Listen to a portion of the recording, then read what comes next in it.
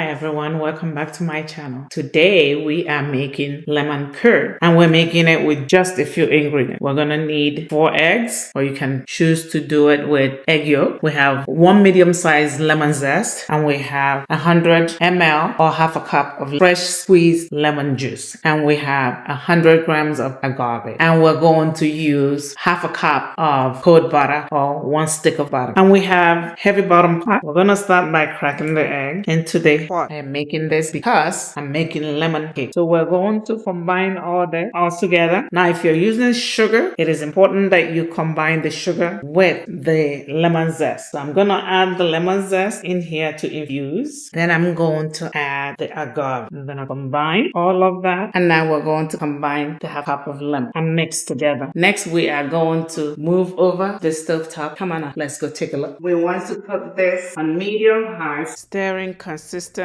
till it starts to curdle and get thick. Once it boils, you can see that it has curdled. What we're going to do, we're going to take it off the heat, and then we have half cup of butter, and we're going to add it slowly and mix. And it is cold butter, and that will help cool this down. We're adding it a little at a time, mixing thoroughly. Once this has completely combined, we want to add it either in a mason jar or allow it to cool down in order to use it right away. If you're not going to use it right away, you can also get it as silky as possible by sieving it in a fine sieve before transferring it to a mason jar and storing it in the refrigerator. And that will strain any extra lemon zest that did not really get incorporated.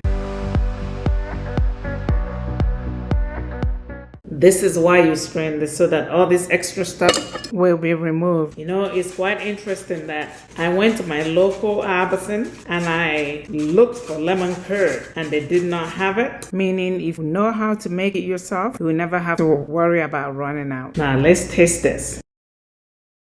It has that tangy yet sweet taste. Now I'm going to place it in a mason jar and store it. This is beautiful, beautiful color. And we're going to store this in the refrigerator to cool down. If this video has been of value to you, please like, share, subscribe, and hit the notification button. This is Dr. Okeke saying, try this at home. You will never have one that tastes as good as this. All the store-bought ones can never taste as good as this. And most importantly, you will know what is in it. And know that you're the one that picked it. Again, this is Dr. Okeke saying thank you and God bless.